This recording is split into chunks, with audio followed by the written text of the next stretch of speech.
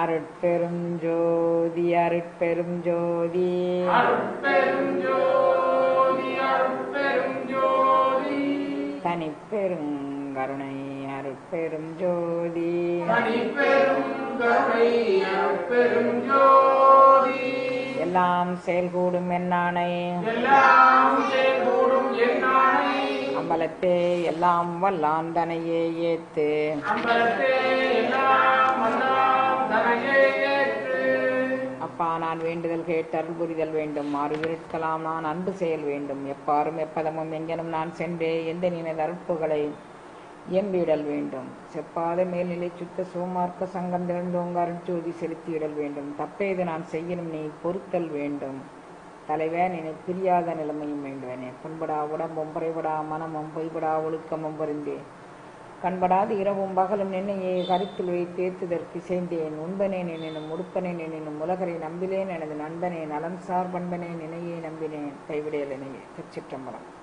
எல்லாம் அல்ல சிவபரம்பொருளின் திருவருட்கருணையினால் இன்று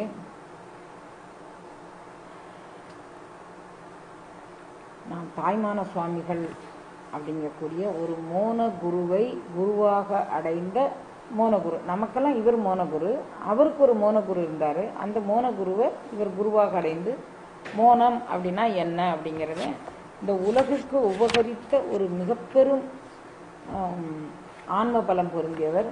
சரியை கிரியை யோகம் ஞானம் இந்த 4 வகை நெறிகளிலும் நின்று உலகுக்கு இந்த 4 வகை நெறிகளில் நின்றால் என்னென்ன பலன் என்னென்ன அனுபவம் கிடைக்கும் அப்படிங்கக்கூடியது தங்கள் அனுபவம் மூலமாக உலகுக்கு உணர்த்திய மிக பெரும் கருணையாளர். இந்த மோனம் அப்படிங்கக்கூடியதனுடைய சொல்லாடலே அவருடைய பாடலுக்கு ஒரு தனி மெருகூட்டக்கூடியது. மோனகுரு அளித்த மோனமே ஆனந்தம், ஞானம் அருளும் அது, நானும் அது, வானாதி நின்ற நிலையும் அது, நெஞ்ச பிறப்பும் அது என்று அறிந்தேன் ஆனந்தமே. இது இந்த மோனம்ங்கிறது என்ன அப்படிங்கிறத நான் என் அனுபவத்தில் எப்படி உணர்ந்து கொண்டேன் அப்படிங்கிறத மோனகுரு அளித்த மோனமே ஆனந்தம். ஆனந்தம்ங்கிறது எங்க இருக்கு அப்படின்னா என்னுடைய குருநாதர் மோனகுரு அவர் அளித்த ஆனந்தம் அதுல தான் அந்த மௌனமே இருக்குது அப்படிங்கிறாரு. அந்த மௌனம் என்ன செஞ்சிச்சு? ஞானம் அருளும் அது, அது ஞானத்தை அருளியது. நானும் அது என்னையே அந்த மோனத்துல கரைச்சிருச்சு. அப்ப நான்கு கூடியது வேற எதுவுமே இல்லை, மோனம்தான் நான் தான் மோனம் அப்படிங்கக்கூடிய நிலைக்கு அது என்னை தன் அருள் வயப்படுத்தி இரும்பை ஈர்க்கும் காந்தம் போல அந்த மோனம் என்னை தன்வசம் ஈர்த்து கொண்டது. அதனால ஞானம் அருளும் அது, நானும் அது, வானாதி நின்ற நிலையும் அது, அகண்ட பிரபஞ்சமாக நின்ற நிலை.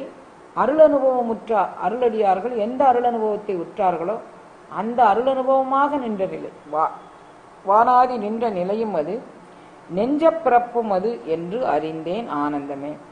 எங்க எண்ணங்கள் சிந்தனைகள் உதிக்குதோ அந்த இடமும் அந்த மோனத்தை உடைச்சிட்டு தான் அது வரும் அப்படிங்கக்கூடியதே நான் அறிந்து கொண்டேன் அப்படின்னு சொல்றாரு. அந்த மாதிரி ஒரு மோனத்துல கரைஞ்ச ஒரு அனுபவமற்றவர்.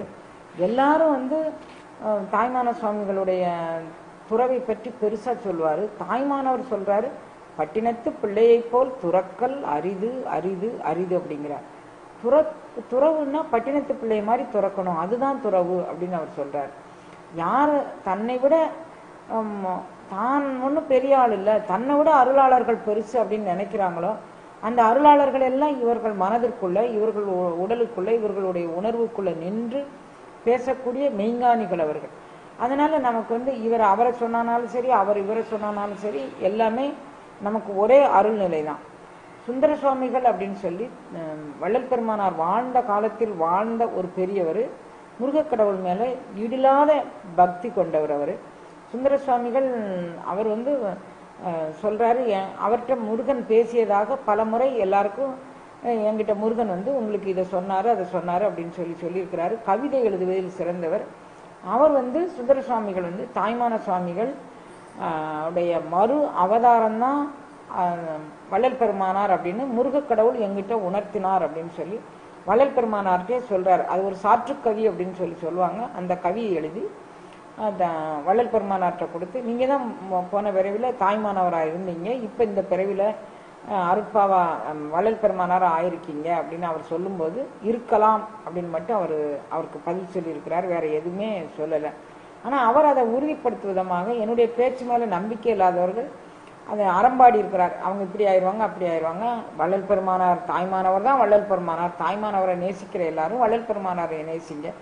தாய்மானவருடைய பாடல் இத்தனை எப்படி மணிவாசகருடைய 658 பாடலுக்கும் அருட்பா 6000 பாடல் விளக்கமோ அது மாதிரி இவருடைய 1400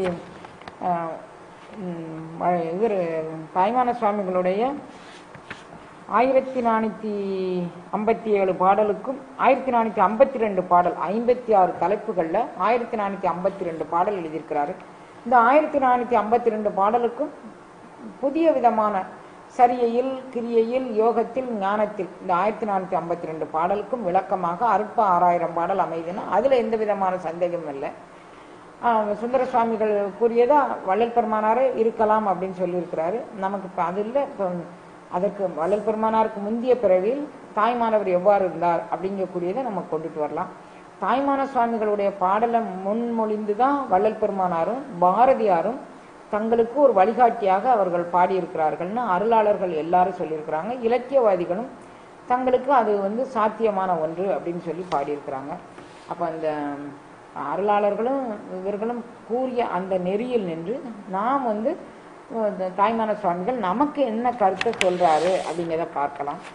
என்ன நம்மளுடைய சம்பிரதாயத்தில் என்ன நடக்குது அப்படின்னு கேட்டால் எப்படிப்பட்ட மகான்கள் பிறந்தாலும் ஷேக்ஸ்பியருக்கு கோயில் எழுப்பியிருக்கிறாங்க அந்த ஊரில் அவர் பிறந்த நாட்டில். நமக்கு அருளாளர்கள் அவர் ஒரு இலக்கியவாதி தான். ஷேக்ஸ்பியர் ஒரு இலக்கியவாதி. இலக்கியவாதியும் பெரிய பெருமைக்குரியவர் வணக்கத்துக்குரியவர் இல்லைன்னு சொல்லலை.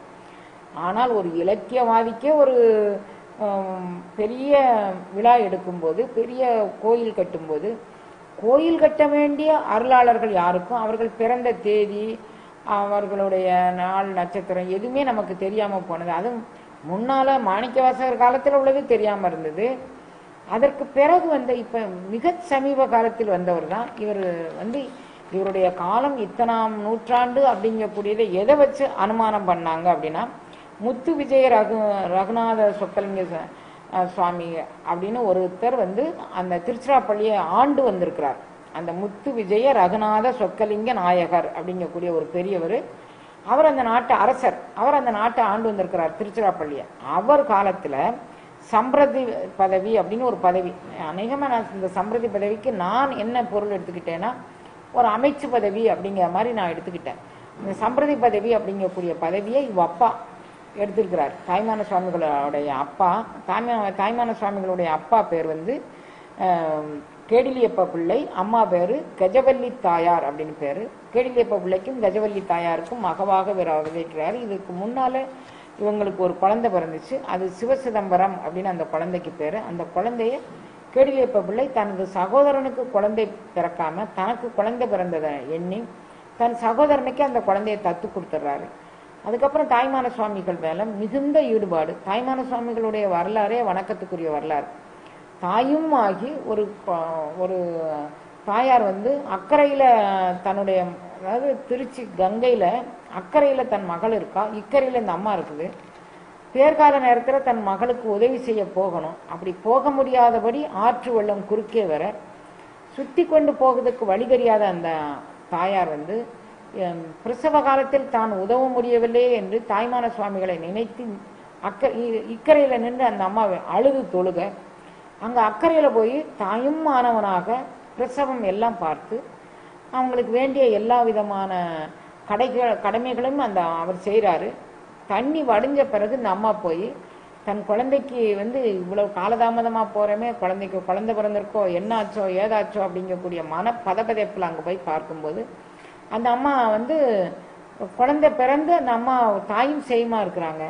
நான் உதவ முடியாத பாவி ஆயிட்டேனம்மா, நீ தானம்மா இவ்வளோ நேரம் என் கூட இருந்து எல்லாம் செஞ்சுருக்கிறா, இப்போ என்ன எப்படி மாதிரி பேசுகிற அப்படின்னோடனே தாய்மானவர் தான் வந்திருக்கிறாரு. இவளை கண்ட உடனே தாயும் மாணவர் அவர் மறைஞ்சிட்டாரு அப்படிங்கக்கூடியது அந்த தாய்மான சுவாமிகள் வரலாற்றில் ஒரு பதிவு. அதாவது தாய்மானவர் திருச்சிராப்பள்ளியில் உள்ள தாய்மான சுவாமிகள் கோயிலில் உண்டான தாய்மான சுவாமிகளுடைய ஸ்தல வரலாறு காட்டக்கூடிய ஒரு பதிவு. அந்த தாயுமானவர் எல்லாருக்கும் தாயுமானவர் தான். ஒரு யாரு நினைந்துருகும் அடியவரை நைய வைத்தாய் நில்லாமை தீவினைகள் ஓட வைத்தார். நினைந்து உருகக்கூடிய அடியவர்களுக்கெல்லாம் அவர் தான் குருவாக இருக்கிறாரு. தாய்மான சுவாமிகளை வேண்டி தாய்மான சுவாமிகள் பிறந்ததுனால இவருக்கு அவங்க அப்பா வந்து தாய்மான சுவாமிகள் அப்படின்னு பேர் வைக்கிறாரு. இந்த காலத்துல நம்ம எல்லாரும் தெரிஞ்சுக்க வேண்டியது, ஏதோ ஒரு வாரமோ 10 நாளோ ஒரு நோன்பு இருக்கிறோம், விரதம் இருக்கிறோம் அப்படிங்கக்கூடிய பேர்ல தன்னுடைய உறவினர்கள் யார் வீட்டுக்கும் லாபத்துக்கு போறதில்லை, நஷ்டத்துக்கு போறதில்லை, பிறந்த குழந்தை பெற்றா போறதில்லை, உதவி வேண்டிய போது கூட தான் ஏதோ ஒரு வாரம் விரதம் இருக்கிறோம், ஒரு கோயிலுக்கு நான் நேர்ந்திருக்கிறேன், நான் அந்த கோயிலுக்கு போக மாட்டேன், இங்கே போக மாட்டேன், அங்கே போக மாட்டேன் அப்படின்னு சொல்லக்கூடிய மக்களுக்கு ஒரு எடுத்துக்காட்டாக, நீ ஒரு வாரம் விரதம் இருந்துட்டு நீ இந்த ஒரு வார விரதத்தில் நீ என்ன நியமத்தை கடைபிடிச்சிட போற? நீ அடுத்தவங்களை புறங்கூறாமல் இருக்க போறியா, இல்லாட்டி பொய் பேசாமல் இருக்க போறியா, இல்லாட்டி பொறாமப்படாமல் இருக்க போறியா? நீ என்ன காரியம் வந்து இந்த விரதம் இருந்த காலத்தில் நீ எந்த உன்னதமான எண்ணங்களை நீ சுமந்துட்டு இருந்துட்டு நீ இது மாதிரி போற? ஆனால் உன்னதத்துக்கெல்லாம் உன்னதமான ஒரு பரம் நிலைந்துருகும் அடியவருக்காக வேண்டி இந்த பேர்காலம் அப்படிங்கிறது பேர்காலம் பார்க்குற தாயார்களுக்கு தான் தெரியும். இப்போ நவீன விஞ்ஞானம் வந்தபோது என்னென்னவோ சாதனங்களை பயன்படுத்தி அந்த சாதனங்களுக்கு பின்னணியில் இருக்கக்கூடியது இப்போ எல்லா பெண்களுக்கும் இப்போ வந்து கல்யாணமாகி ஒரு 70% பெண்கள் ஒரு அண்டர் மெடிக்கேஷன்ல தான், அதாவது மருத்துவ உதவியின் துணை கொண்டு தான் அவங்க குழந்தை பெற்றுக்கிறாங்க. அந்த 100க்கு 70% பெண்கள், 30% பெண்கள் தான் இயற்கையாக குழந்தை பெற்றுக்கிறாங்க. அந்த 70% பெண்களும் இப்படி ஒரு மருத்துவ உதவிக்கு காரணமானா அவங்க உபயோகிக்கிற அந்த டைப்பர்னு சொல்லக்கூடிய ஒரு விதமான, அதுக்கு பேர் என்ன, நாப்கினா ஏதோ ஒன்று சொல்லிக்கிறாங்க, அது அந்த இதில் தான் அவங்களுடைய குழந்தை அந்த கருப்பைக்கு போகக்கூடியதில் இவங்க இதில் என்னென்ன சாதனங்கள் உபயோகிக்கிறாங்க அப்படின்னு தெரிஞ்சால் யாரும் இதை உபயோகிக்கிறது இல்லை. ஆனால் தெரியாமலே தங்களுக்கு எது சுகமானதோ, தங்களுக்கு எது வேலைப்பளு குறைகின்றதோ, தங்களுக்கு எது வசதியானதோ, தங்கள் உடல் கழிவுகளை கூட தங்களால் சுத்தம் பண்ணிக்க முடியாத சூழ்நிலைக்கு நாம் அதையெல்லாம் பயன்படுத்தி அதன் மூலமாக நாம் நம்மளுடைய உடல் நோவுகளையும் மன உளைச்சல்களையும் நாம் அதிகப்படுத்திக்கிறோம். ஆனால் அந்த பரம் வந்து அந்த காலத்தில் இந்த மாதிரி எந்த வசதியும் இல்லாத ஒரு சூழ்நிலையில் அந்த பரம் வந்து ஒரு குழந்தைக்கு பேர்காலம் பார்க்குது. ஒரு பேர்காலம் பார்க்குறவங்களுக்கு தெரியும் அதில் எவ்வளவு கழிவுகளை அவங்க வெளியேற்ற வேண்டியது இருக்கணும். அத்தனையும் அவங்க வந்து இந்த உடல் கழிவு மட்டுமல்ல, மனக்கழிவு மட்டுமல்ல, உணர்வு கழிவு மட்டுமல்ல, எல்லா கழிவுகளையும் நீக்கி ஆட்கொள்ளக்கூடியது நானே தானே. அதில் இது என்ன, உண்மையுமாய் இன்மையுமாய் ஒளியுமாய் இருளுமாய் எல்லாத்துக்கும் நான் தானே காரணம் அப்படின்னு அந்த பரம் நமக்கு வழிகாட்டி கொடுக்கு. நாம் அதை வந்து ஏற்றுக்கொள்வதற்கு தயாரா இல்லை. நமக்கு ஏதோ பெரிய புனிதத்துவம் இருக்கிற மாதிரி இந்த 10 நாள் விரதத்தில் நாம் ஏதோ பரத்தை தொட்டுட்டு அப்படி கீழே வந்த மாதிரி நமக்கு நாமே அப்படி ஒரு வேஷ பூசணங்கள்லாம் போட்டுக்கிறோம். தாய்மானவராக அவர் அந்த பேரை சுமந்து வந்து உலகத்து உயிர்களுக்கெல்லாம் மலக்குற்றம் நீக்கி மனக்குற்றம் நீக்கி உடற்குறையை போக்கக்கூடிய அளவிற்கு அனைத்து சாதனங்களையும் சரியே கிரியை யோகம் ஞானம் மூலமாக அவர் செய்து கொடுத்திருக்கிறாரு. ஏன்னா அந்த தாய்மான சுவாமிகள் பேரையே அவர் தாங்கி வந்ததுனால கேடிலியப்ப பிள்ளைக்கும் கஜவல்லி தாயாருக்கும் 2வது மகவாக அவதரித்தார். அந்த முத்து விஜய ரகுநாத சொக்கலிங்க நாயகருடைய வரலாற்று காலத்தை வைத்து இவருடைய வரலாறு, இவர் எப்போ பிறந்திருக்கலாம் அப்படிங்கக்கூடியத ஒரு யூகத்தின் அடிப்படையில் போடுறாங்க. 1705ஆம் ஆண்டுலேருந்து 1742ஆம் ஆண்டு வரை இவருடைய காலகட்டம் இருக்கும் அப்படிங்கக்கூடியத ஒரு உத்தேசமாக அவங்க போடுறாங்க. ஏன்னா இவர் வந்து இவருடைய நிறைவு பாதையை சொல்லும்போது ஒரு தை மாதம் விசாக நட்சத்திரத்தன்னைக்கு அவர் இன்ன கிழமையில் அவர் வந்து சமாதி ஆனார் அப்படின்னு அவருக்கு இருக்கு. இப்போ தை மாதம் விசாக நட்சத்திரம் இன்ன கிழமை எந்தெந்த தை மாதத்தில் அவர் வாழ்ந்த காலத்தில் தை மாதம் விசாக நட்சத்திரம் எந்தெந்த நாட்களில் அமைஞ்சிருக்கு அப்படின்னு பார்க்க வரும்போது சுகிர்த வருஷம் 1783 சுகிர்த வருஷம் அந்த தை மாத விசாக நட்சத்திரம் அவர் சமாதி அடைந்த கிழமையில் அது அமையுது. அதை வச்சுட்டு இவங்க ஒரு உத்தேசமாக இவருடைய காலம் எவ்வாறு இருக்குன்னா 1705லிருந்து 1742 வரை அவருடைய காலம் அப்படின்னு சொல்லி நிர்ணயம் பண்றாங்க. அந்த காலத்துல இவர் அந்த வாழ்க்கையில இவருடைய பதிவு நீண்டிருக்கு அப்படின்னு சொல்றாங்க. எம்பெருமானுடைய திரு கருணையினால் தாய்மான சுவாமிகள் 1705ஆம் ஆண்டு பிறந்தார் அப்படிங்கக்கூடியது வரைக்கும் நம்ம இப்போ வச்சுக்கலாம். சம்பிரதி பதவியில் இருந்த அவருடைய தந்தையார் சில காலம் கழித்து அவர் இறந்துட்டாரு.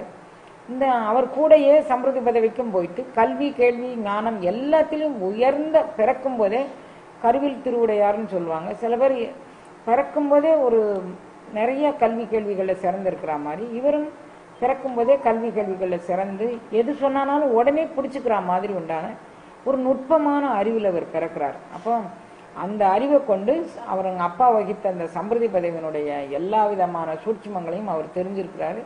இவரும் தன்னுடைய இது பள்ளிப்படிப்பை இவர் நிறைவு பண்றார். இவர் பள்ளிப்படிப்பை நிறைவு பண்ணும்போது அவங்க அப்பா இறந்துடுறாரு. அவங்க அப்பா இறந்த உடனே இவர் திருச்சிராப்பள்ளி அந்த அரசர் இவர் அவங்க அப்பா கூட வந்து போய் இருக்கும்போது இவருடைய சாதுரியத்தையும் புத்தி அறிவு கூர்மையும் கண்டு இவரையே இந்த சம்பிரதி பதவிக்கு ஏற்றவராக ஏற்படுத்திக்கிறார்.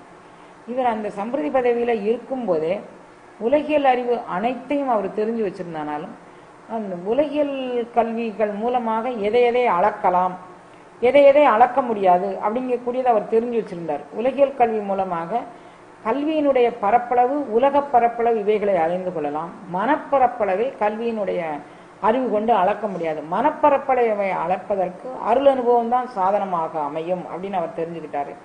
உலகியல் பரப்பளவுகளை அளப்பதற்கு எதன் மூலமாக முடியும்? அதன் துணை கொண்டு மனதை அளக்க முடியுமா அப்படின்னா அதுவும் முடியாது. அருளியல் இல்ல பெறக்கூடிய அருள் அனுபவங்களை எதனுடைய துணை கொண்டு அளக்க முடியும்?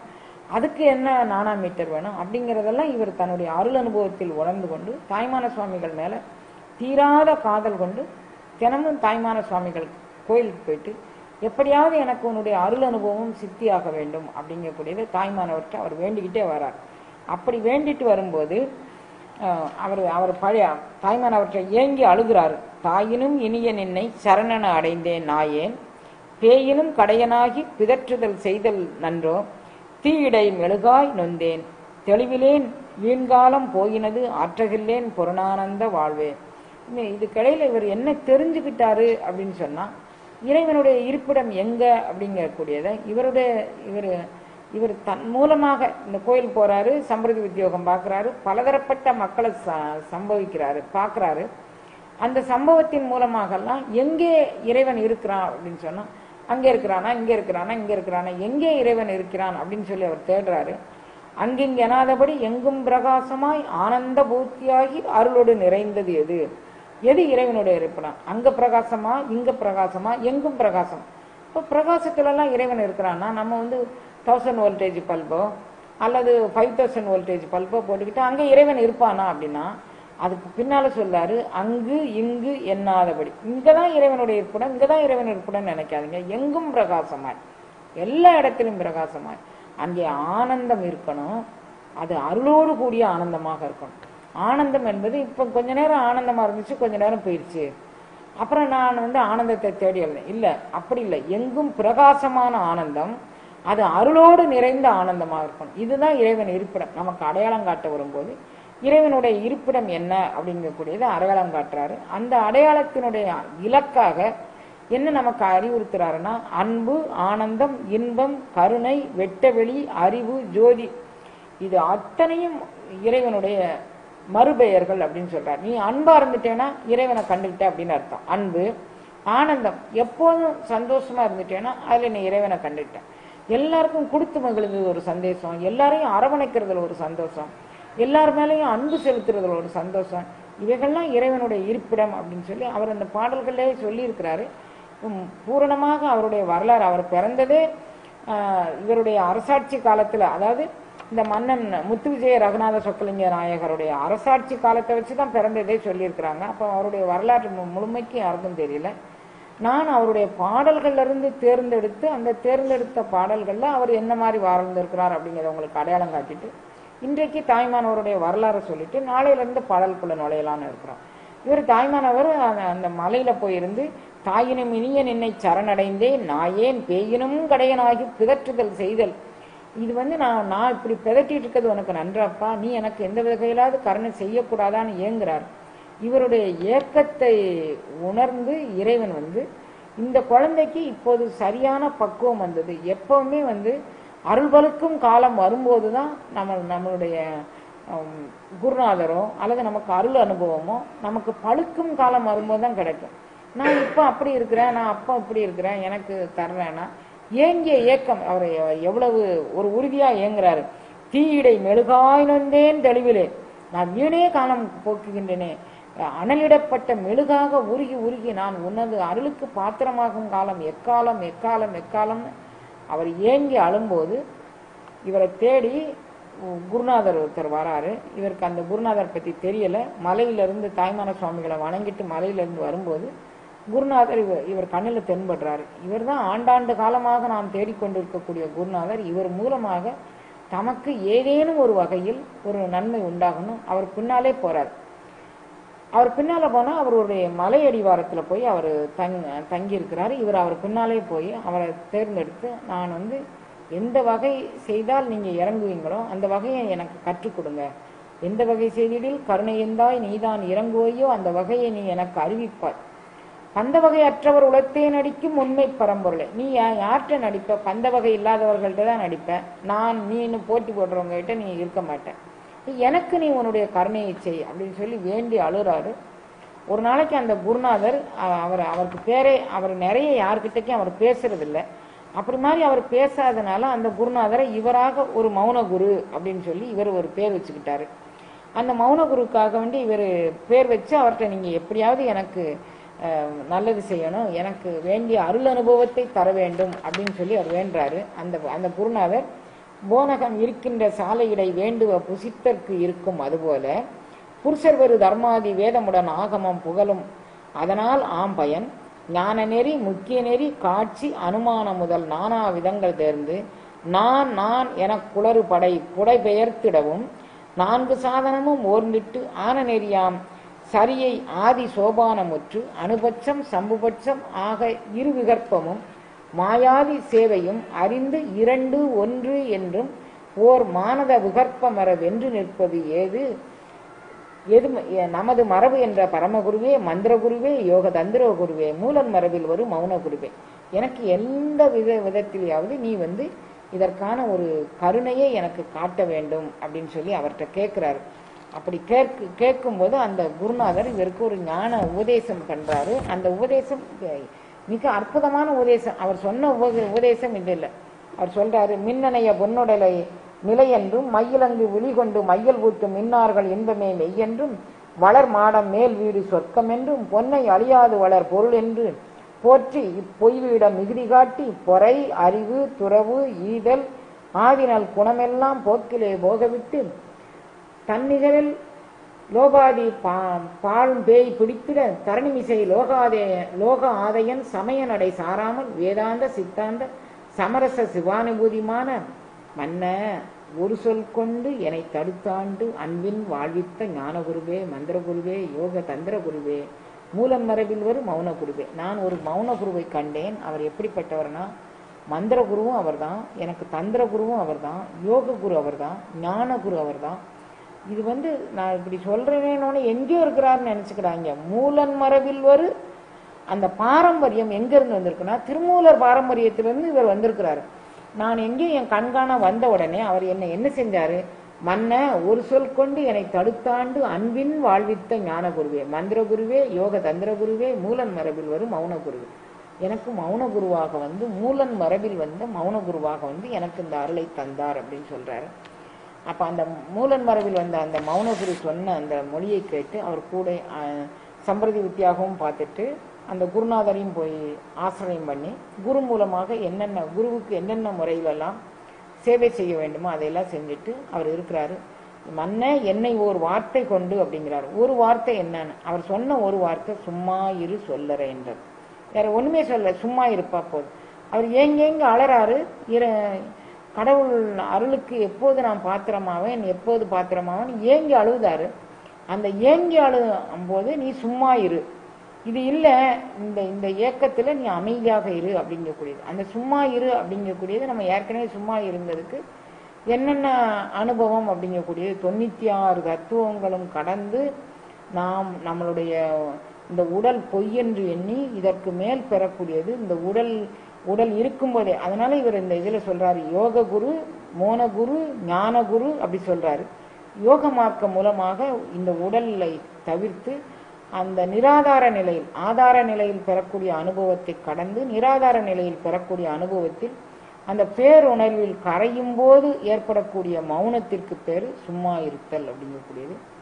அந்த சும்மா இருக்கும் நிலையில் பெறக்கூடிய இந்த ஞான அனுபவத்தை நீ பெறணும். அது வரைக்கும் நீ அமைதியாக இரு அப்படின்னு அவர் சொல்லிட்டாரு.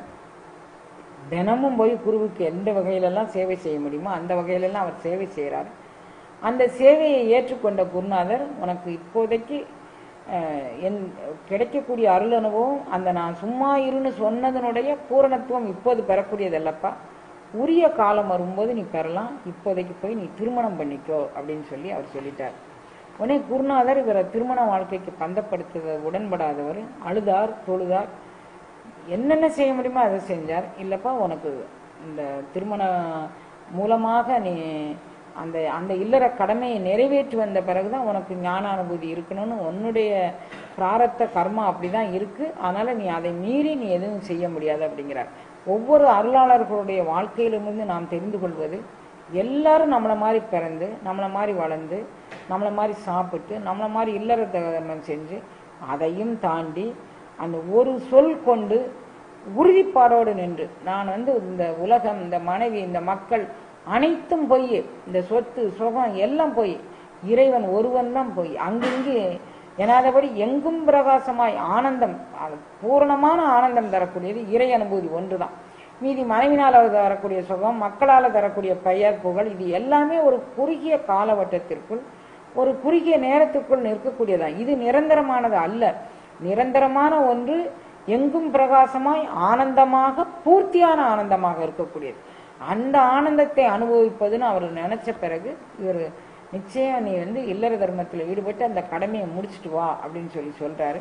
அப்ப இவர் அந்த குருநாதர் சொல்லிட்டு, அந்த குருநாதர் இவருக்கு எதெல்லாம் போதிக்கணுமோ, எந்தெந்த இவருக்கு உடன் இருந்து எந்தெந்த முறையில இவரை பயிற்றுவிக்கணுமோ அந்த பயிற்றுவித்தலெல்லாம் அந்த குருநாதர் செஞ்சிட்டார்.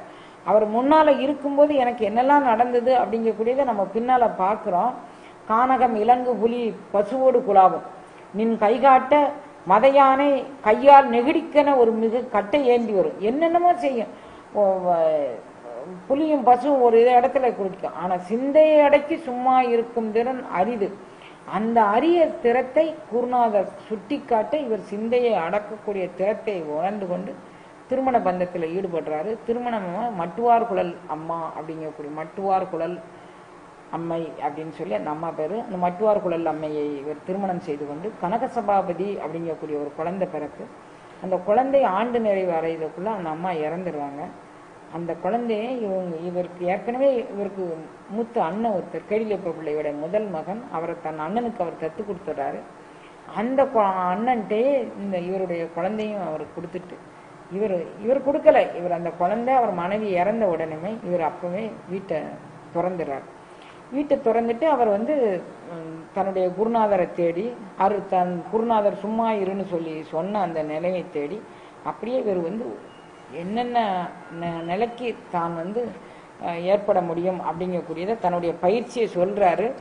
அந்த பயிற்சியின் மூலமாக நம்ம, அதாவது அவருடைய வரலாறு நமக்கு பூரணமாக கிடைக்கல.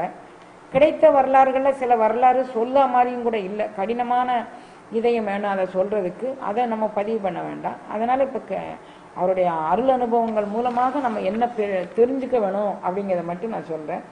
இறைவன் அருள்நிலையில் உள்ளவர்களை மட்டுமே அவன் ஏற்றுக்கொள்கின்றான். ஏனைய நிலையில் உள்ளவர்களுக்கு அவனுடைய பரிபூரணத்தை காட்டுவதில்லை அப்படிங்கக்கூடியதை அவர் சொல்றாரு. நீ என்ன இந்த அருள்நிலையை எப்படி நீ பெறணும் அப்படின்னா, உற்று உணர உணர்வற்று உண்மத்த வெறியினர் போல் உணர்வேன் முக்தி மார்க்கம் உணர்வது எப்படி, இன்ப துன்பம் சமானமாய் உருவது எப்படி, ஆயினும் மற்ற எனக்கு ஐயா நீ சொன்ன ஒரு வார்த்தையினை மலை இலக்கண நம்பினேன். இந்த மௌன குரு வணக்கத்தில் நீ சொன்ன ஒரு இலக்கைக்கு நான் கொண்டு எப்பவுமே நீங்க ஒரு தியானம், ஒரு ஜபம் அப்படி பண்ண போறதுக்கு முன்னால ஏதோ ஒரு திருவாசகத்தில் ஒரு சொல் சொல்லும்போது உங்க மனம் கசிஞ்சிருக்கலாம், அருட்பால ஒரு சொல்லு சொல்லும்போது மனம் கசிஞ்சிருக்கலாம், தாய்மானவர் சொல்லும்போது மனம் கசிஞ்சிருக்கலாம். கண்ணை மூடிட்டு உங்கள் இரு கண்ணு அந்த கருவிழியில உங்களுடைய மனதை பதித்து கொண்டு, நான் இந்த ஞான அனுபவத்தை பெற வேண்டும். உடல்ல ஏதோ ஒரு உபாதி இருக்கு, எனக்கு இந்த உபாதியிலிருந்து விடுதலை பெறுவதற்கு நீ கருணை பண்ண வேண்டும். அதுக்கு அந்த மனதிலே பதிச்சு வச்சுக்கோங்க. எண்ணங்கள் அடங்கி போறதுக்கு அது ஒரு மிகப்பெரும் இடமாக அது அமைஞ்சிருக்கு. அதனால உங்களுடைய விழிகள், அதாவது கருவிழி, அந்த உள்ள இருக்கக்கூடிய அந்த கருமணியே அப்படின்னு சொல்ல கண்ணாடு பாவாய் அப்படின்லாம் சொல்லியிருக்கிறாங்க. அந்த கண்ணாடு பாவாயில் நீங்கள் மனதை செலுத்தி வச்சுக்கிட்டீங்கன்னா நம்மளுடைய மனம் அடங்கும். உணர்வு, அதாவது உற்று உணர, உணர்வு அற்று உண்மத்த நெறியின் போல் உணர்வேன். உற்று பார்க்கணும், உணர பார்க்கணும், உணர்வு பெற்ற அதனுடைய நிலையை பார்க்கணும், உணர்வு அற்ற பிறகு உண்மத்த நிலையை பார்க்கணும். அப்போ ஐயா நீ என்னை ஒரு வார்த்தையில் படுத்தாயே, அந்த ஒரு வார்த்தையை நான் நினச்சிக்கிறேன் அப்படின்னு சொல்கிறார்.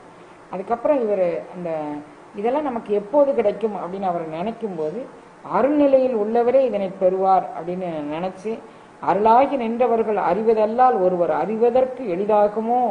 அப்போ நான் அருளாகி நிற்பது எப்போது? நான் இந்த அந்த அருள் அனுபவத்தை பெற்று நான் அது மயமாக ஆகணும்னு நினைக்கிறேன். ஆனால் எனக்கு அருள்நிலை வரலையே, நான் அதை எப்போது பெறுவேன் அப்படின்னு சொல்லி அவர் கேட்குறாரு. இனி ஏது எமக்கு அருள வருமோ எனக்கு கருதி ஏங்குதே நெஞ்சம் ஐயோ.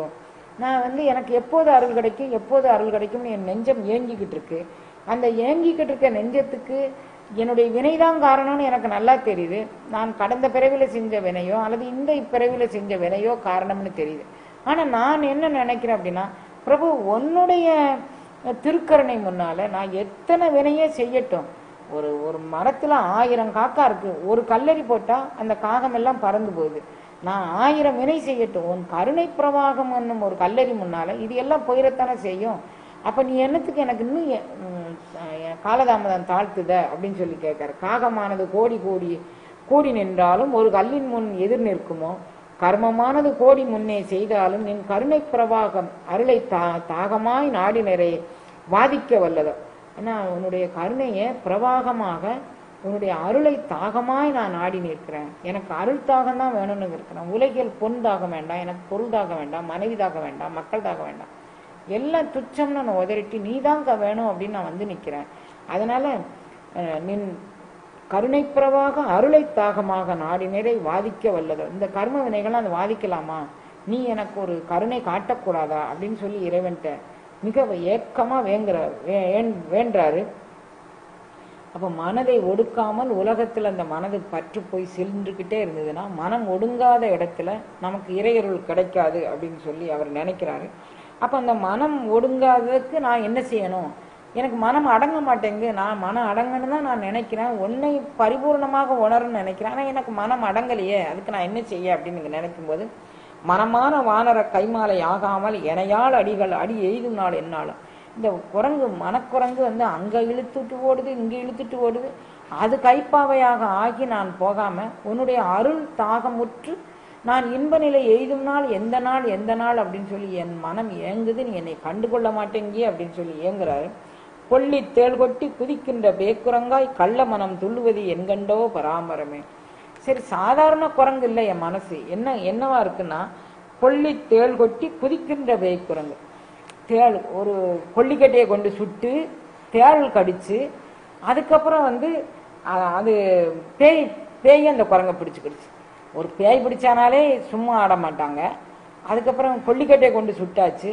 அதுக்கப்புறம் அந்த பேய்க்கு வேற என்ன, தேள் வேற கொட்டிடுச்சு. அது எவ்வளவு குதிக்கும்.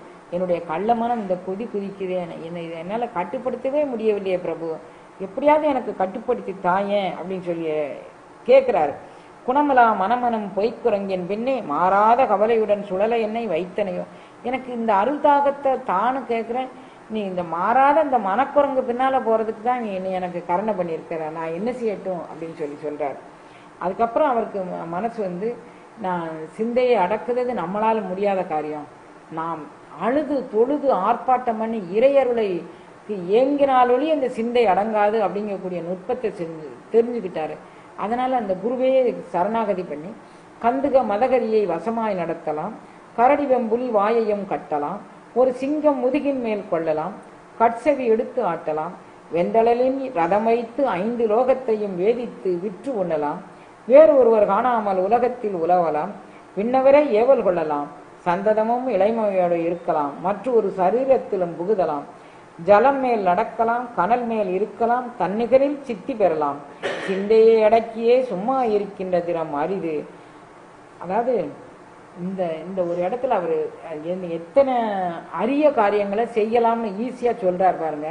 அப்ப இது மூலமாக என்ன நமக்கு தெரியுதுன்னா, அஷ்டமா சித்தியும் கைவரப்பெற்ற மிகப்பெரிய ஒரு சித்தர் இவர் அப்படிங்கக்கூடிய தெரியுது. ஏன்னா இவர் சொல்லும் போதே யோக குருவே, மந்திர குருவே, தந்திர குருவே அப்படிங்கிறாரு. அப்ப அந்த குருநாதர் இவருக்கு அஷ்டமா சித்துக்கள் அனைத்தும் இவருடைய பயிற்சியின் மூலமாக, முயற்சியின் மூலமாக இவருக்கு கிடைப்பதற்கு அருள் செஞ்சிருக்கிறார் அப்படிங்கிறது தெரியுது. அதனால சொல்றாரு, கந்துக மதகரி வசமாய் நடத்தலாம். பெரிய மதம் பிடிச்ச யானைய நாம் வசமா நடத்தலாம். கரடி வெம்புலி வாயையும் கட்டலாம். வெம்புலியை கட்டலாம், கரடியை கட்டலாம். ஒரு சிங்கம் முதுகின் மேல் வெள்ளலாம். ஒரு சிங்கத்தின் மேலே ஏறி நாம் சவாரி செஞ்சு ராஜ தோரணையில் நம்ம போகலாம். கட்செவி எடுத்தா படமா ஆடக்கின்ற அந்த பாம்பை, கட்செவிங்கிறது பாம்பு, பாம்பை எடுத்து நம்ம ஆட்டலாம். வெந்தளலில் ரதம் வைத்து 5 லோகத்தையும் வேதித்து விற்று உண்ணலாம். 5 லோகம், பித்தளை, செம்பு, இரும்பு, ஈயம், இது எந்த 5 லோகத்தையும் நீ வேதித்தல், ரசவாத வித்த மூலமாக தங்கமாக்கி அதை வித்து சுகமா சாப்பிட்டுட்டு நம்ம நிம்மதியா இருக்கலாம். வெந்தளலின் ரதம் வைத்து 5 லோகத்தையும் வேதித்து விற்று உண்ணலாம்.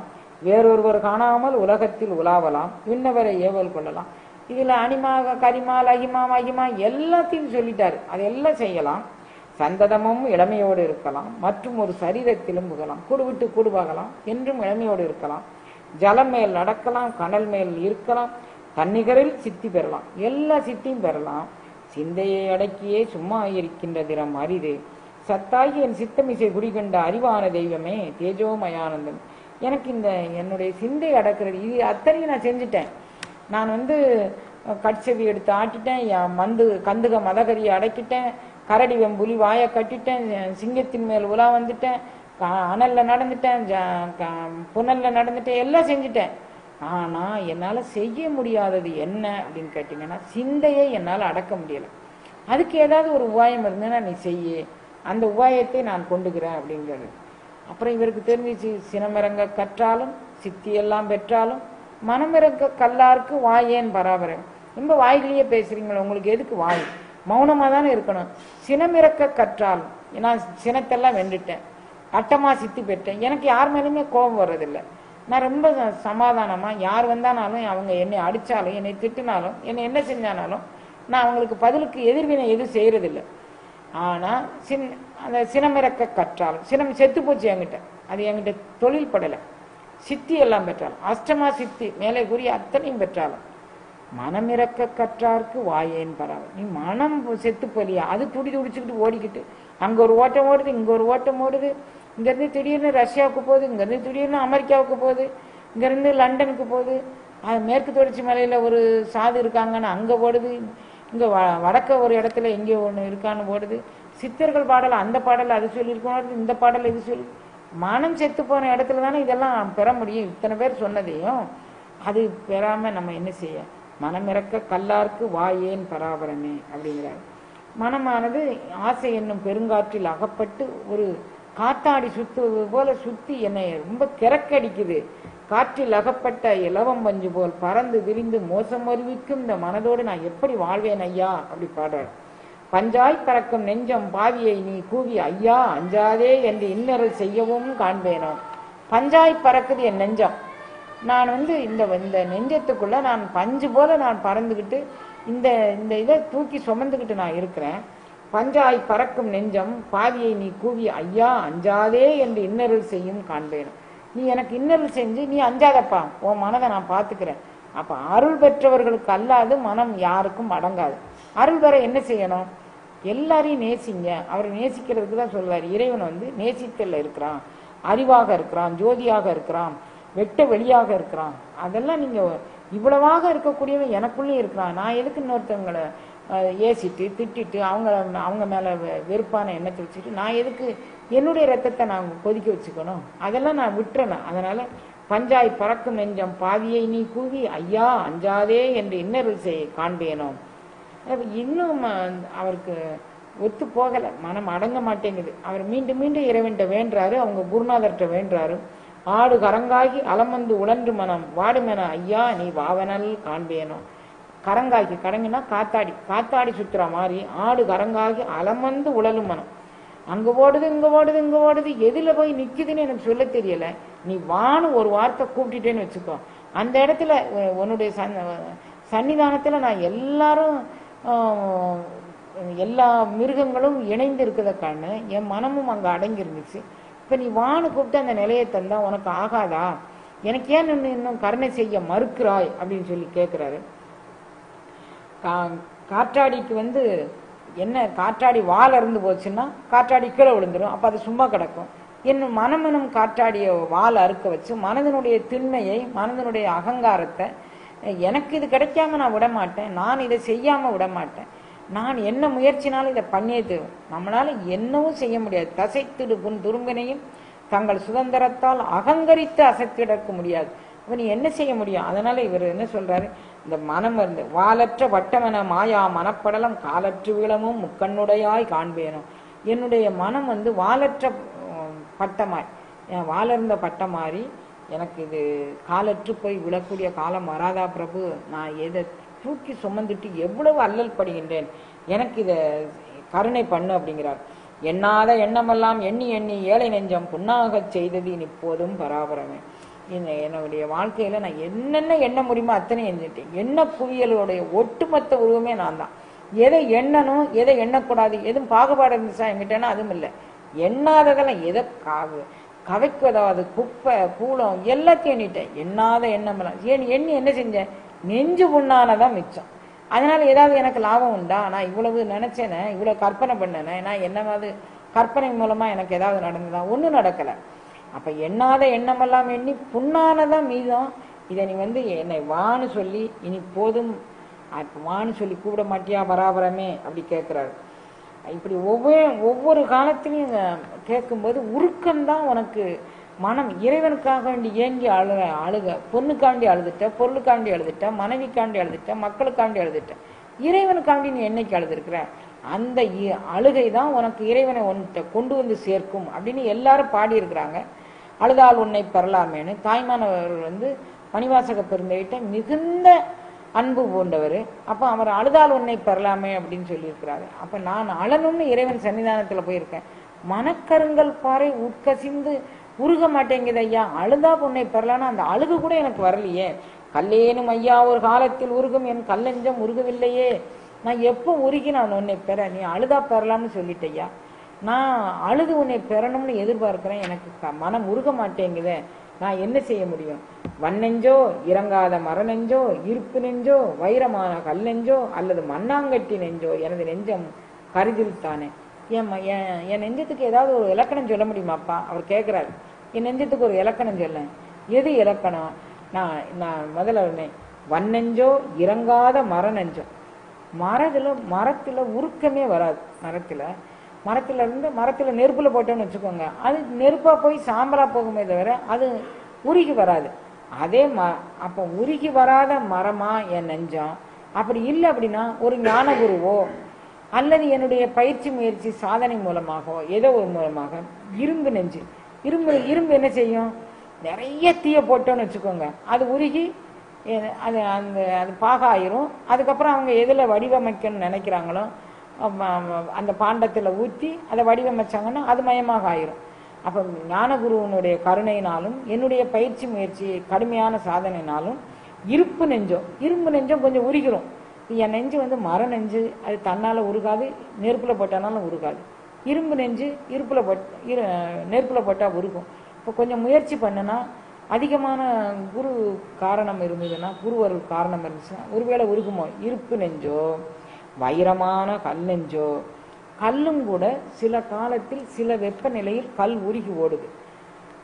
அப்போ வைரம் கல் இவைகள்லாம் அப்போ நான் இன்னும் கொஞ்ச காலம் பொறுத்திருந்து அதுக்கான சந்தர்ப்ப சூழ்நிலைகள் பருவநிலை மாற்றங்கள் வரும்போது சில கல் உருகுற மாதிரி நானும் என்னுடைய பயிற்சி முயற்சியில பருவநிலை மாற்றங்களுக்காண்டி காத்துக்கிட்டு இருந்தா என்னுடைய கல் நெஞ்சு உருகுமா? அதுக்கான கருணை உண்டா? அதனால நீ சொல்லு. அப்ப வன்னெஞ்சோ இறங்காத மரநெஞ்சோ இரும்பு நெஞ்சோ வைரமான கல் நெஞ்சோ அல்லது மண்ணாங்கட்டி நெஞ்சோ. மண்ணாங்கட்டி என்ன பண்ணும் அப்படின்னா, கடினமான பொருள் அதுக்கு மேல வெயிட்டை தூக்கி வச்சிட்டோம்னா மண்ணாங்கட்டி நொறுங்கிடும். சாதாரணமாக ஒரு சாதாரண கட்டிக்கும் மண்ணாங்கட்டிக்கும் கொஞ்சம் வித்தியாசம். அதுக்கு மேல தூக்கி வச்சோம்னா அது நொறுங்கி போயிடும். இப்போ என் மனசு ஒருவேளை மண்ணாங்கட்டி நெஞ்சோ, இதுக்கு மேல ஒரு கடினமான பொருளை வச்சா இறங்குறதுக்கு பேரண்ட நாயகனோட கடினமான பொருள் என்னவா இருக்க முடியும்? அவனுடைய வெயிட், அதாவது வெயிட் இங்க கடினம்னா அவனுடைய இதயம் அல்ல, அவனுடைய நீள அகல பரிமாணத்துல அவன் பெருசு. அவனை என்னுடைய இதயத்துல சுமந்தவனா, அவனுடைய சுமப்புனால அந்த மண்ணாங்கட்டி பிதிர்ந்து உதிர்ந்து போயிருந்துல, அது மாதிரி செய்ய முடியுமா? எது செஞ்சா நீ எனக்கு உருக்கத்தை தருவேன்? ஏன்னா அழுதால் உன்னை பெறலான் இருக்கிறாங்க. எந்த வகையிலும் எனக்கு அழுவ வரமாட்டேங்க. இப்ப என் நெஞ்சு இதுல எந்த நெஞ்சு நீ என்ன பண்ணி என்னை உருக வைக்க போற? அது மாதிரி அவர் கேட்கிறாரு. வன்னெஞ்சோ, இறங்காத மர நெஞ்சோ, இருப்பு நெஞ்சோ, வைரமான கல் நெஞ்சோ, அல்லது மண்ணாங்கட்டி நெஞ்சோ, எனது நெஞ்சம் கருத்திலேன் தானே அப்படிங்கிறாரு. அப்ப இறைவன் எப்படிலாம் செய்யலாம் அப்படின்னு சொல்லி அவரை நினைச்சு ஏங்குறாரு. அப்படி ஏங்குறவருக்கு என்ன தோணுது? உலகத்தை அடக்கி ஆள்வது. ஏன்னா இவர் சம்பிரதி பதவி வகிச்சிருக்கிறாரு. உலகத்தை அடக்கி ஆள்வது மிக எளிது, உள்ளத்தை அடக்கி ஆள்வது அவ்வளவு எளிதல்ல. நான் நான் மந்திரி பதவியில இருந்துட்டேன். அப்போ உலகம் அடங்குறதுக்கு எனக்கு தெரியுது. உலக மக்கள் எதை கொடுத்தா வசமாவாங்க, எதை கொடுத்தா நம்மளால அவங்கள கைப்பற்ற முடியும் அப்படிங்கக்கூடியது எளிதாக தெரிந்தது. ஆனா இந்த உள்ளத்தை என்னால அடக்க முடியலையப்பா, நான் இதுக்கு என்ன பண்ணுவேன்? இதை தவிர புவியியல், இந்த உலக பரப்பளவு இருக்கு பாருங்க, இந்த பரப்பளவினுடைய நீர அகலத்தை கண்டுபிடிக்க முடியும். நீ எந்த எக்ஸ்டென்ஷன் வரைக்கும் நீ ஓடுவ? நீ எங்க இந்த ஊருக்கு ஓடுவியா? அண்டாண்ட பிண்டாண்டங்களுக்கு ஓடுவியா? நீ எந்த அளவுக்கு ஓடுவ? உலகியல் பரப்புகளை எல்லாம் இந்த நாடு இவ்வளவு கிலோமீட்டர் நீள அகலம் உடையது, இந்த கடல் அளவு இந்த நீளம் மீட்டர் உள்ளது, கடல் அளவின் நீளம் தனியா, மலை அளவின் நீளம் தனியா, உலக பரப்பினுடைய நீள அகலம் தனியா, இப்படி எல்லாத்தையும் கண்டுபிடிச்சு எல்லாத்துக்கும் வரையற வச்சிருக்கிறாங்க. என் மனப்பரப்புக்கு எந்த நானோமீட்டர் கொண்டு நான் மனப்பரப்பை அளந்து அதை கண்டுபிடிக்க முடியும்? அது எல்லையற்று ஓடிக்கொண்டிருக்கிறது. அப்படி அது முடியல. அப்போ இந்த உலகப்பரப்பை அளந்தெல்லாம் என் மனப்பரப்பை அளக்க முடியல. அரசாங்கத்தில் உள்ள மக்களை கட்டுப்படுத்திக்கலாம், என் மனதை கட்டுப்படுத்த முடியல. இந்த உலகத்தை ஓவியத்தாலும் வரைய ஒண்ணாதவன் ஓவியம் வரைஞ்சு இந்த உலகப்படம், இது இந்தியா, இது அமெரிக்கா, இது ஆஸ்திரேலியா, எல்லாத்தையும் உலகப்படத்துல ஒரு குறிப்பிட்ட எல்லை வச்சு வளர்ந்துடலாம். இதெல்லாம் நான் வரைஞ்சிருவேன். ஓவியர் வாழ்வில் கண்ட உண்மை உலகத்தை வரைஞ்சு காட்டுறது எளிது. ஆனா என்னுடைய உள்ளமாகிய ஓவியத்தை அது உள்ள என்னென்ன எண்ணங்கள் தோணுது, என்னென்ன கற்பனைகள் தோணுது யாராலும் அறிய ஒண்ணாது, ஓவியத்தாலும் எழுத ஒண்ணாதது இந்த மனம் அப்படின்னு சொல்றாரு. சன்னல் வில்லனான சகலம் எனும் குப்பையிடை முன்னவன் ஞான கனலை மூட்டும் நாள் என்னாலும். நான் இதுக்கு என்ன செய்யணும்? சன்னல் விண்ணலான என்னென்ன குப்பை கூலம் என்னென்ன உண்டோ அத்தனையும் நினைச்சுக்கிட்டு இருக்கு. நான் மூலக்கனலை எழுப்பி ஞானம் கைகூட பெற்றால் ஒழிய இவைகள் எதுவும் எனக்கு கட்டுப்படி ஆகாது. அதனால நீ எனக்கு மூலக்கனலை எழுப்பக்கூடிய ஒரு கருணையை செய் அப்படின்னு சொல்லி இறைவன்கிட்ட வேண்டாரு. இத வேண்டும் போது இந்த மனத்தையும் ஆன்மாவையும் அஞ்ஞானம் ஆகிய இருள் சூழ்ந்து கொண்டதுனால இந்த அஞ்ஞான இருள் காரணமாக எனக்கு ஞானம் வெளிப்பட மாட்டேங்க. அஞ்ஞான உலகத்துல ஒரு இருள் சூழுது, அந்த இருளுக்கு ஒரு தீக்குச்சி பொறுத்துனா போதும், ஒரு விளக்கேத்துனா போதும், அந்த உலக இருள் நீங்கிரும். இந்த அஞ்ஞான இருளுக்கு நான் எந்த விளக்கை ஏற்றி வைப்பேன்? எனக்கு அது எதுவுமே தெரியல. இந்த அஞ்ஞான இருள், உலகத்துல உண்டான இருள் ஒரு இடத்துக்கு போறோம், அந்த இடம் இருட்டா இருக்கு அப்படிங்கிறது நமக்கு தெரியுது. இந்த இடம், அந்த இருட்டு தன்னுடைய இருப்பை நமக்கு காட்டி கொடுக்குது. இந்த இடத்துல இருட்டு இருக்கு, நீ ஒரு டார்ச் லைட்டு கொண்டுட்டு போ, ஒரு ஹரிக்கேன் லைட்டு கொண்டுட்டு போ, ஒரு வெளிச்சம் கொண்டுட்டு போ, அப்பதான் அந்த இருள் அகலும் அப்படின்னு எனக்கு பார்த்தா தெரியுது. ஒரு இடத்துல இருள் இருக்குன்னா எனக்கு பார்த்தா தெரியுது. அஞ்ஞான இருள் இருக்குன்னா அது எங்கிட்டே தானே இருக்கு. நான் தூரத்துல ஒரு இடத்துல இருள் இருக்குன்னா அந்த ஏரியாவில் இன்னைக்கு லைட் ஏரியல நான் தட்டை வீட்டில் நின்று பார்த்தேன், மேல் மாடியில் நின்று பார்த்தேன், அங்கே லைட் ஏரியால நம்ம தெருவில் தான்மா லைட் இருக்கு, அந்த இது முழுமையா இருட்டா இருக்கு அப்படின்னு யாருனாலும் சொல்லிடுறீங்க நீங்க. அப்போ உலக இருட்டு தன் இருப்பை காட்டி கொடுக்கின்றது. நான் இந்த இடத்துல இருட்டாதான் இருக்கிறேன் அப்படின்னு அந்த இடத்துக்கு ஒரு வெளிச்சம் போட்டு அந்த இருட்டு போயிருது. ஆனா என்னுடைய மன இருட்டு அது தன் இருப்பை அது காமிச்சு கொடுக்க மாட்டேங்க. நான் இருட்டாதான் இருக்கேன்னு அது சொல்ல மாட்டேங்க. எனக்கு அஞ்ஞானம் முழுமையாக சூழ்ந்திருக்கிறது, ஆணவமாதி மரங்கள் முழுமையாக சூழ்ந்திருக்குன்னு அந்த அந்த அறியாமை ஆகிய இருள் தன் இருப்பை எனக்கு காட்டி கொடுக்க மாட்டேங்குது. அதுதான் என்னுடைய ஞானமின்மைக்கு காரணம் அப்படின்னு சொல்லி ஒவ்வொரு கணமும் அவர் உணர்றாரு. அந்த உணர்வு மூலமாக நான் எப்படியாவது இறைவனை நான் உணர்ந்து கொள்ள வேண்டும், அவனுடைய அருள் அனுபவத்தை பெற வேண்டும் அப்படிங்கிறத. நன்றெனவும் தீதனவும் எனக்கு இங்கு உண்டோ, நானாகி நீ இருந்த நியாயம் சற்றே, இன்று எனக்கு வெளியானால் எல்லாமல்ல இறைவா நின் அடியருடன் இருந்து வாழ்வேன். இப்போ அடியார் கூட்டுங்கிறது ரொம்ப முக்கியம் அப்படின்னு அவருக்கு ஒரு ஞானம் தென்படுகின்றது.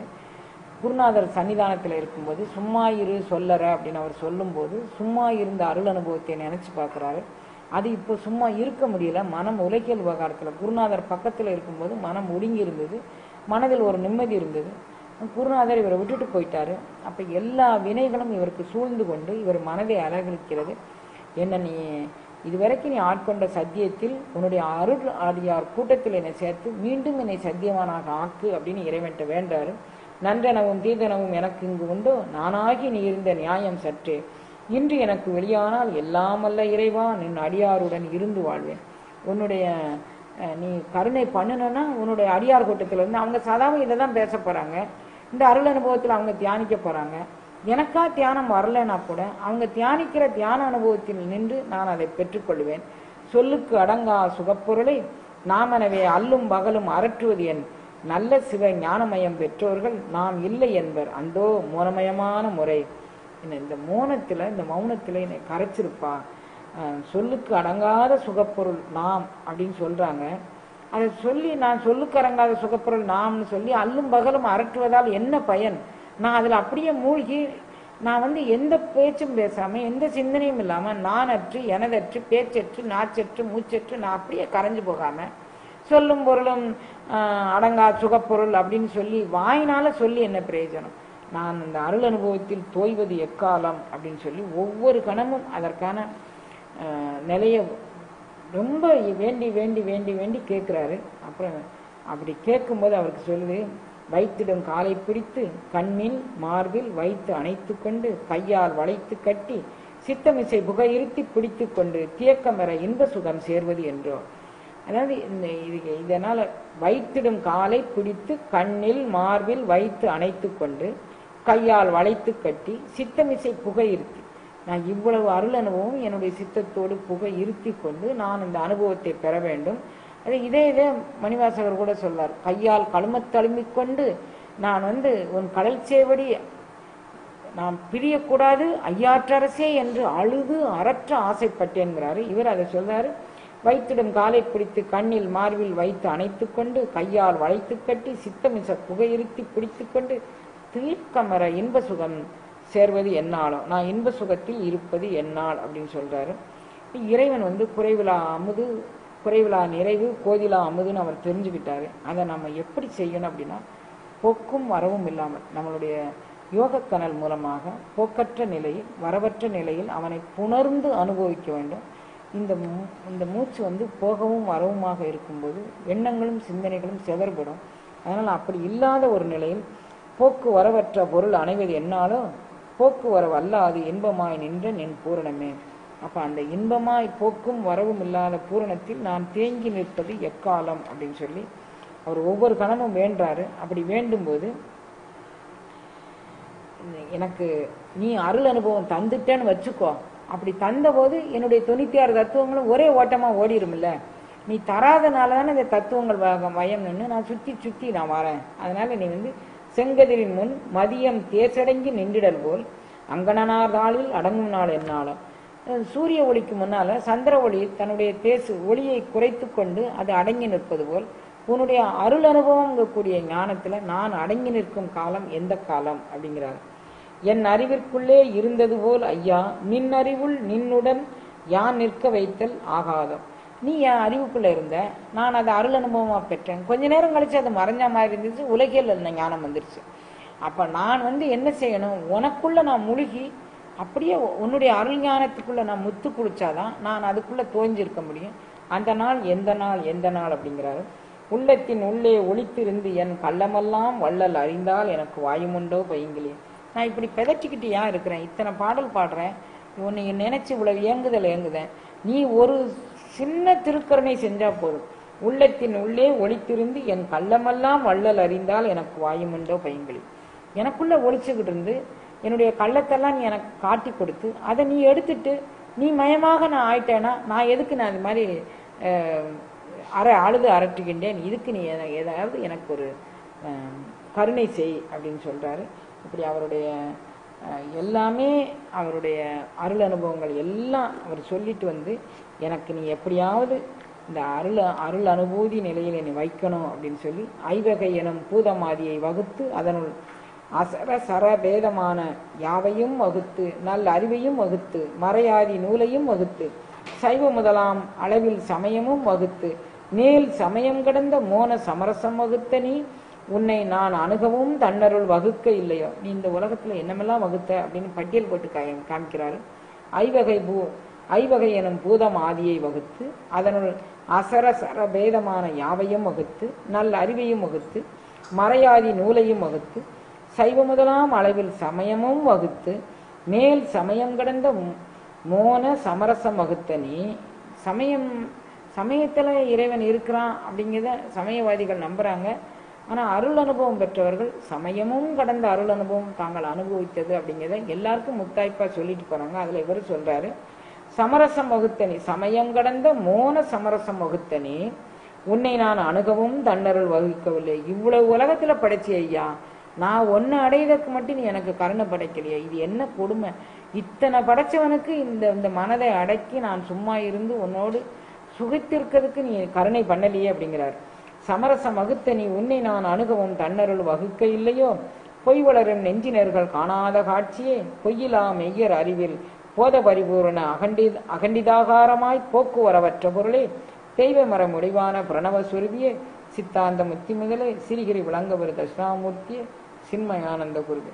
நீ எனக்கு எல்லா அருள் அனுபவம் தந்த ஒரு பெரிய சின்மயானந்த குரு. முதல்ல மோன குரு அப்படிங்கிறாரு, அப்புறம் சின்மயானந்த குருங்கிறாரு, தட்சிணாமூர்த்தி குருங்கிறாரு. நிறைய குரு இவருக்கு ஒவ்வொரு அருள் அனுபவம் தந்ததை ஒவ்வொரு குருநாதராக தந்ததாக இவர் பாவிச்சு அப்படி பாடுறாரு, நிறைய பாடுறாரு. இவர் கண்ட சமயம் சமயம் கடந்த மோன சமரசம் வகுத்த சமயம். இவர் சமயத்துக்குள் நின்று பார்க்கல, சமயம் கடந்தது, அது மோனமானது, சமரசமானது, எல்லா ரசத்தையும் சமரசங்கக்கூடியது. உலகத்துல இருக்கு சமரசங்கிறது தொற்பு காற்பு எல்லாம் சேர்ந்தது. உலகத்துல பலவிதமான மக்கள் இருப்பாங்க, பலவிதமான குணங்கள் இருப்பாங்க. அத்தனையும் தனதாக்கி கொண்டு அவர்களுடைய குறை நிறைகளை பெரிதுபடுத்தாமல் இறை அனுபவம், இறை அருள், இறை ஞானம் இதை மட்டுமே ஏற்றுக்கொள்ளக்கூடிய தொண்டர்கள் யாரோ அவர்கள் தான் சமரச தொண்டர்கள். அந்த எல்லா ரசத்தையும் சமமாக பார்க்கும் இந்த ஒரு சமயமே என்னுடைய சமயம்னு இதுல நிறைய பாடல்ல பதிவு பண்ணியிருக்கிறாரு. அதை நம்ம பாடலுக்குள்ள போகும்போது பார்க்கலாம். அந்த பண்ணிட்டு இவர் சமய நெறியாளராக, தத்துவ ஞானியாக, சமரச பொதுநெறி கண்டவராக, எல்லாத்திற்கும் மேலாக அருஞான அனுபவம் மோனம் அப்படிங்கக்கூடியதனுடைய எல்லை, மோனத்தினுடைய எல்லை ஞான வரம்பு அப்படிங்கக்கூடிய அந்த ஞான வரம்பில் நின்று மிகப்பெரிய அருள் அனுபவத்தை கண்டவர். இவர் வாழ்ந்தபோது, அதாவது யாருமே அருளாளர்கள் வாழ்ந்தபோது யாரையுமே புரிந்து கொள்ளலை. திருச்சிராப்பள்ளியில் சம்பிரதியா இருக்கும்போது அந்த சமிருதி உத்தியோகத்தில் அந்த அரசு சபையில் இருக்கிறாரு. இவருக்கு பெரிய பத்திரங்கள்லாம் கொடுத்து அந்த இதெல்லாம் அவங்க அப்பாவுக்கு பிறகு வந்ததில் எந்தெந்த பொருட்களை எங்கெங்கே வைக்கணும் அப்படிங்கக்கூடியதுல எல்லாம் அவர் அதை ஒழுங்குபடுத்தி அதை வச்சிட்டு இருக்கிறாரு. அப்படி வச்சிட்டு இருக்கும்போது பக்கத்து நாட்டுக்காரங்க இவங்களுக்கு எழுதி கொடுத்த மிகப்பெரிய ஒரு பத்திரம், அதை கையில் போட்டு கசக்கி தூர போட்டார். அப்போ கூட இருந்தவங்கெல்லாம் என்ன நீங்கள் இப்படி பண்ணிட்டீங்க, இது மிகப்பெரிய பத்திரம், இந்த பத்திரத்தை இது மாதிரி செஞ்சுருக்க கூடாது, இது நாளை பின்ன நமக்கு நாட்டுக்கு தேவை ஏற்படும் போது நீங்கள் இதை வச்சு இது இல்லாமல் நம்ம என்ன செய்ய முடியும் அப்படின்னு கேட்குறாங்க. அப்படி இல்லை, இதை விட மேலான ஒரு இது, நான் திருச்சி திரு அணைக்கு அகிலாண்டேஸ்வரியை என்னுடைய குலகுருவாக, என்னுடைய தெய்வமாக, இஷ்ட தெய்வமாக, மலைவளர் காதலிப்பெண் உண்மையே அப்படின்னு சொல்லி அவருடைய பாடலில் இருக்குது. நம்ம இனிமேல் தான் அதுக்கு போக போகிறோம். அதில் அப்படி பாடுறாரு. அந்த மலைவளர் காதலிப்பெண் உமைக்கு, இந்த திருச்சி அகிலாண்டேஸ்வரிக்கு அவருடைய அறையில் அவ அணிந்திருந்த அந்த பட்டு வஸ்திரத்தில் நெருப்பு பட்டுருச்சு. அதை அணைப்பதற்காக வேண்டி அந்த நெருப்பை கசக்கி விட்டேன் அப்படின்னாரு. அப்போ இவர் இங்கே இருந்துக்கிட்டு அவர் அங்கே கோயிலுக்குள்ளே எப்படி கசக்கி விட்டுருக்க முடியும் அப்படின்னு இதை ராஜாவுக்கு இது செய்து போகுது. அதுக்குன்னு கோயிலில் இப்படி மாதிரி அம்பாளுக்கு கட்டியிருந்த ட்ரெஸ்ஸில் நெருப்பு படுத்திக்கிடுச்சுன்னு அங்கே செய்து போகுது. அரசன் இவரை, நீங்கள் பெரிய மகான், நான் உங்களை தெரியாமல் அரசபையில் வச்சுக்கிட்டேன், என்னை மன்னிச்சுக்கோங்க, உங்களுக்கு என்னென்ன உதவி வேணுமோ அதை நான் செய்கிறேன், நீங்கள் எங்கள் நாட்டில் இருக்கணும் அப்படின்னு சொல்லி கேட்குறாங்க.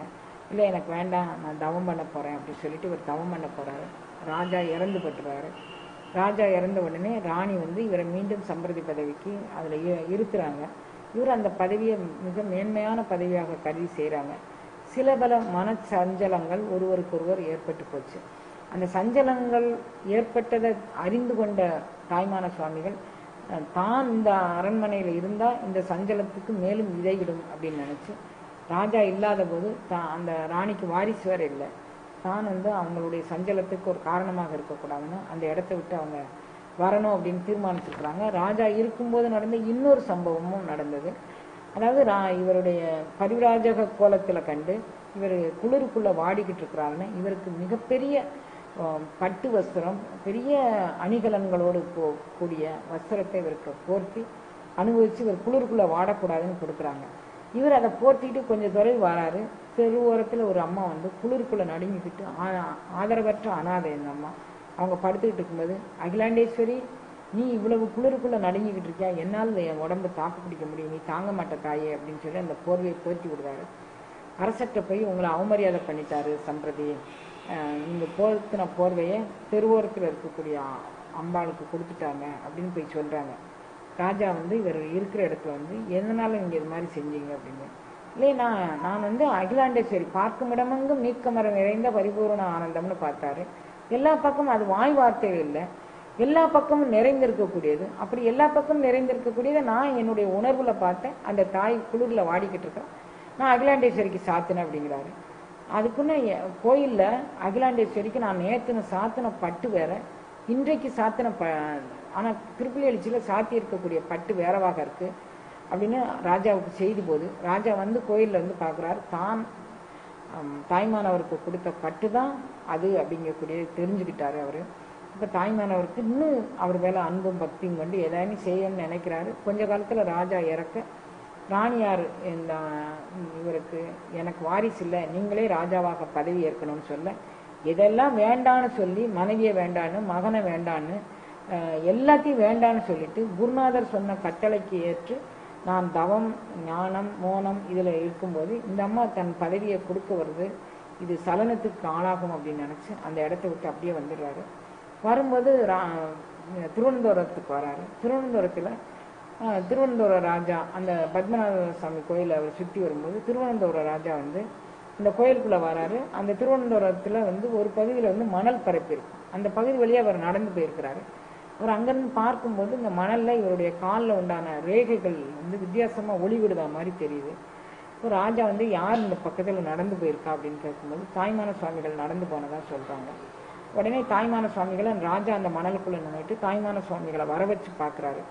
அவர் வந்துட்டு அவர்கிட்ட சும்மா நீங்கள் எங்கேருந்து வரீங்க என்ன ஏதுன்னு குசல பிரச்சனை விசாரிக்கிற மாதிரி விசாரிச்சுட்டு அவரை போச்சொல்லிடுறாரு. அவர் போன பிறகு பார்த்தா ஏற்கனவே இருந்த ரேகையோடு இந்த ரேகையும் ஒத்துப்போக இது தாய்மானவருடைய கால் தடம் தான் அப்படின்னு சொல்லி, இப்படி ஒரு அதி அற்புதமான தடத்தை பெற்ற இவர் நிச்சயம் நம்ம இதில் இருக்கணும், நம்ம அரண்மனையில் இருக்கணும்னு அவருக்கு நான் உங்களுக்கு வேண்டிய எல்லா வசதிகளும் செஞ்சு தரேன், உங்களுடைய யோகத்திற்கு ஞானத்திற்கு தாவத்திற்கு எந்த இடையூறும் இல்லாமல் நான் பார்த்துக்கிறேன், என்னுடைய அரண்மனையில் நீங்கள் இருக்கணும் அப்படின்னு சொல்ல, இந்த பற்று தாண்டாம தான் அங்கேருந்து இங்கே ஓடி வந்திருக்கிறாரு. இங்கேயும் ஒரு பற்று நம்மை பிடித்து கொள்வதற்குன்னு அங்கிருந்து கிளம்பி ராமேஸ்வரம் வந்து சேர்றாரு. ராமேஸ்வரத்தில் ராமநாத சேதுபதி இவர் மேலே மிகுந்த பற்று கொண்டு இவருக்கு வேண்டிய இதுக்குன்னு எல்லா இடத்துலையும் இவருடைய பெயர் புகழ் பரவிடுச்சு. ராமநாத சேதுபதி இவருக்கு வேண்டிய எல்லா விதமான பணிவிடைகளும் செய்வதற்கு அவர் தயாராக இருக்கிறார். அப்படி அவர் ராமநாதபுரம் சேதுபதிட்ட இவர் தயாராக இருக்கும். அவருடைய பங்காளிகள் இவங்க எல்லாரும் சேர்ந்து இவர் மேலே பொறாமப்படுறாங்க. எங்கேயோ பரிவிராஜாரா ஒரு கைவினம் கட்டி தெரிகிறவர், இவருக்கு இவ்வளவு பேரா, இவருக்கு இவ்வளவு இதுவா அப்படின்னு நினைச்சு இவர் ஒரு ஒதுக்குப்புறமாக ராமேஸ்வரத்துலேருந்து 3 கிலோமீட்டர் தள்ளி லட்சுமிபுரம் அப்படிங்கக்கூடிய ஒரு இடத்துல வந்து தியானம் பண்ணிக்கிட்டு இருக்க அந்த இடத்துல இவர் சமாதி ஆயிட்டார். அது சமாதி ஆனதுக்கு வேற காரணங்கள் இருக்கு. சமாதி இவர் ஆனாரா ஆக்கப்பட்டாராங்கிற மாதிரி இவர் சுய உணர்வற்று ஒரு 3-4 நாட்கள் இருக்கும்போது வேறு விதமான சம்பவங்கள் நடந்து இவர் அங்கே சமாதி ஆகிட்டார். அந்த இடத்துல இப்போ வெவ்வேறு சங்கங்களை சேர்ந்தவர்கள் அவருக்கு சமாதி கோயில் எழுப்ப முயற்சி பண்ணி திருப்பராய்த்துறை தபோவனத்தை சேர்ந்த சுவாமி சித்பவானந்தா அப்படிங்கக்கூடிய பெரியவர் அந்த லட்சுமிபுரம் கோயில் சமாதி கோயிலுக்கான தொகையை பொதுமக்களிடமிருந்து வசூல் செய்து அதன் மூலமாக அந்த சமாதி கோயிலை கட்டி, அந்த சமாதி கோயிலுடைய நிர்வாகம் இப்போது திருப்பராய்த்துறை தபோவனத்தில் இருக்கு. இவ்வாறாக தாய்மான சுவாமிகள் தன்னுடைய வாழ்வை ஒரு நிறைவாழ்வாக ஆக்கி கொண்டு இறைவனிடம் கதறி அழுத, அதாவது இந்த தாய்மான சுவாமிகளுடைய பாடல் திரட்டு நமக்கு கிடைச்சிருக்குது. அந்த பாடல் திரட்டு நமக்கு என்ன கிடைச்சிருக்கு அப்படின்னா 1452 பாடல்கள் கிடைச்சிருக்கு. அந்த 1452 பாடலும் இறைவனை பிரிந்தா ஒரு ஜீவன் என்ன துடிக்கணும், அப்படி துடிப்பதுதான் இறை உணர்வுக்கான ஒரு ஆணிவேறு. சும்மா நான் இறைவனை பிடிச்சி நான் அப்படி இருந்தேன், நான் இறைவனை தேடுதேன், இறையை தேடுதேன், நான் சாப்பிட்றேன், தூங்குறேன், ஏதோ 2 பாடல் படிக்கிறேன், அது இறை உணர்வு இல்லை. இறைவனை பிரிந்த ஒரு ஆன்மா, நான் எந்த காலத்துல நான் உன்னை அடைவேன், எந்த விதத்துல நான் உன்னை உணர்வேன், என்னை எப்படி உனக்குள் ஐக்கியப்படுத்திக்கிறதுனால நான் எதை விடணும் எதை விடக்கூடாது, எந்த வகையில் நீ என்னை ஏற்றுக்கொள்வாய் அப்படின்னு சொல்லி ஏங்கி அழுத இயக்கம்தான் இந்த தாய்மான சுவாமிகள் பாடல். இந்த பாடலுக்குள்ள நாளையிலிருந்து முறையாக போய் எத்தனை பாடல் ஒரு நாளைக்கு அவர் நமக்கு திட்டமிட்டு கொடுத்திருக்கிறாரு. அந்த திட்டநாதன் திட்டப்படி நாம் அந்த தாய்மான சுவாமிகளுடைய அருளுரையை நாளையிலிருந்து அவருடைய பாடல் மூலமாக முதல்ல இருந்து கடைசி வரைக்கும் செய்வதற்கு அவர் நமக்கு கருணை பண்ணணும். 2வது, நம்ம விரும்பின வாய் வார்த்தையாக அதை சொல்லக்கூடாது. அவர் மோனகுரு அளித்த மோனமே ஞானம் அப்படின்னு சொல்றார் ஒரு இடத்துல. அந்த மோனகுரு அளித்த மோன ஞானத்தை அதாவது ஞானத்தின் வரம்பு தான் மோனம், மோனத்தின் வரம்பு தான் ஞானம். அந்த மோன ஞானத்தை நாம் பெற்று அனுபவிக்கிறது, அதுதான் அருள் அனுபவம் கூடியது. ஒரு குரு செய்யக்கூடிய கருணை என்ன அப்படின்னா, எனக்கு உள்ளத்துக்குள்ள என்ன அழுக்கு இருக்கு அப்படிங்கிறத எனக்கு படம் போட்டு காமிச்சு, எனக்கு அதை படம் போட்டு காமிச்சு, இந்த உள்ள அழுக்கு எதனால் நீங்கும் அப்படிங்கக்கூடியதையும் காமிச்சு, அதை நீங்குவதற்கு நான் என்ன முயற்சி செய்ய வேண்டும் அப்படிங்கிறதையும் காமிச்சு, அதற்கு ஒரு குரு எவ்வளவு அத்தியாவசியம், அருளடியவர்கள் எவ்வளவு அத்தியாவசியம் அப்படிங்கிறதையும் காமித்து, என்னை அந்த அருள் அனுபவத்தில் நிலைத்து நிற்க வைப்பதற்கு நான் என்ன செய்ய வேண்டும் அப்படிங்கிறதெல்லாம் விளக்குவதுதான் ஒரு குரு சீடருடைய நிலை. அந்த நிலையை உணர்த்தி காமிச்சு நம்ம எல்லாருக்கும் ஒரு குருநாதரை போய் சரணடைஞ்சா நாம் எவ்வளவு இயங்கணும், அந்த கையால் கழுமத்தை எழுதிக்கொண்டு கடல் சேவடி நான் இனிமே பிரிய மாட்டேன் அப்படின்னு சொல்லி ஐயாற்றரசே என்று அழுது அரற்ற ஆசைப்பட்டேன். அப்படி அழணும், அப்படி அரற்றணும். அந்த 2 கால்களை பிடித்து கொண்டு என் நெஞ்சில் வைத்து, என்னுடைய கண்ணில் வைத்து, என்னுடைய தலையில் வைத்து, என்னுடைய உணர்வில் வைத்து இதை நான் பிரிய மாட்டேன்னு சொல்லி அழுகையை பற்றி பேசுவதுதான் இந்த தாய்மான சுவாமிகள் பாடல். அது எவ்வாறு இருக்கும் அப்படிங்கக்கூடியதை நாளையிலிருந்து அந்த பகுதிக்கு நம்ம செல்லலாம்.